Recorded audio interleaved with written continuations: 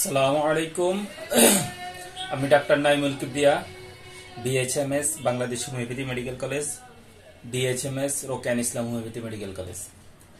আমরা আজকে বলবো কাশির কারণ অথবা কাশির সময় হিসাবে আমাদের হোমিওপ্যাথিতে কেমন কেমন ভিন্ন ভিন্ন ওষুধ হইতে পারে।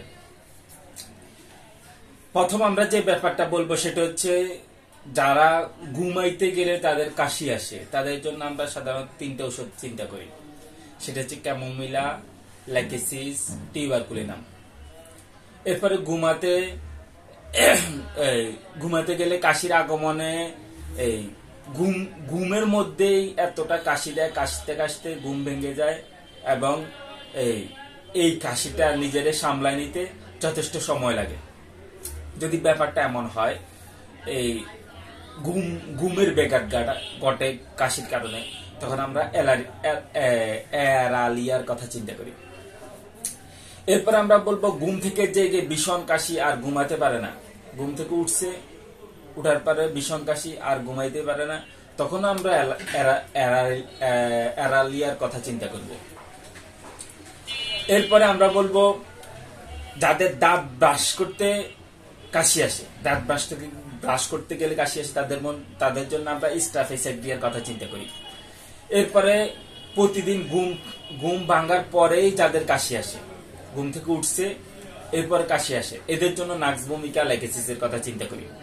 এরপরে যাদের গোশত খাইলে কাশি হয় তাদের জন্য স্টাফিসাইক্লিয়ার কথা চিন্তা করি। এরপরে খাবারের সময় বা আহারের পরে যাদের কাশি হয় তাদের জন্য আমরা কেলিকার্বের কথা চিন্তা করি। আর যাদের ডেকুর আসলে কাশি হয় তাদের জন্য অ্যামব্রাগেসিয়ার কথা চিন্তা করি।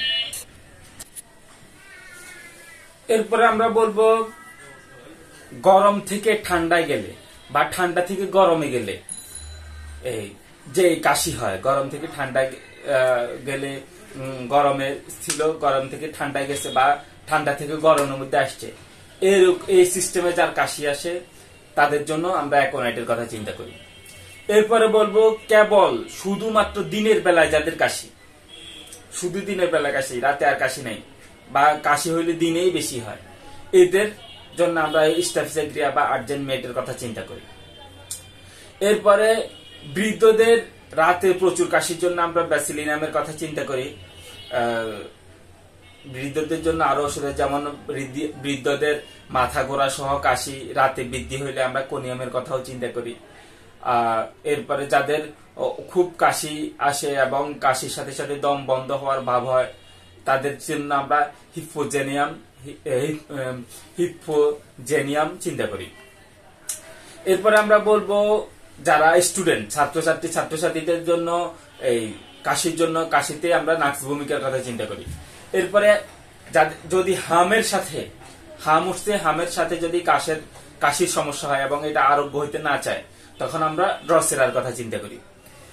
আর যদি কারোর এমন হয় প্রতি শীতেই তাদের কাশি আসে, মানে প্রতিবার শীত আসলে তাদের কাশি শুরু হয় এবং কাশি নিয়ে তারা কষ্ট করে প্রতি শীতে, তখন আমরা সুরিনামের কথা চিন্তা করি।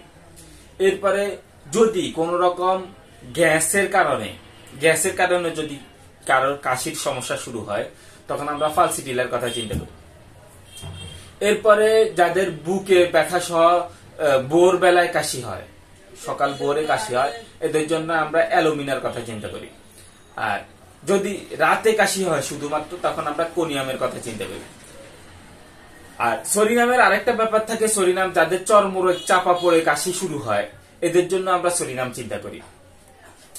এরপরে গর্ভাবস্থায় শুষ্ক কাশির এবং কাশির কারণে তাদের গর্ভস্রাবের উপক্রম হইলে আমরা কেলিব্রোমের কথা চিন্তা করি। এরপরে যাদের খাবারের পরে গলা ভাঙ্গে যায় এবং কাশি আসে, কাশির কারণে গলা ভেঙে যায়, তাদের জন্য আমরা কেলিফসের কথা চিন্তা করি। এরপরে আমরা বলবো নিউমোনিয়ার পর, যাদের নিউমোনিয়া হয়েছে, নিউমোনিয়ার পরে দুই কাঁধের মধ্যখান বরাবর তাদের দীর্ঘস্থায়ী ব্যথা হয় এবং কাশির সাথে অনেক কফ আসে, এদের জন্য আমরা কেলি আয়োডের কথা চিন্তা করি। এরপরে গলা সুরসুর করে সারাদিন রাত যদি যাদের কাশি হয়, দিন রাত মানে সব সময় যাদের এরকম খুব কাশি হয়, গলা সুরসুর করে, তাদের জন্য আমরা রিউমেক্স এর কথা চিন্তা করি। এরপরে আমরা বলবো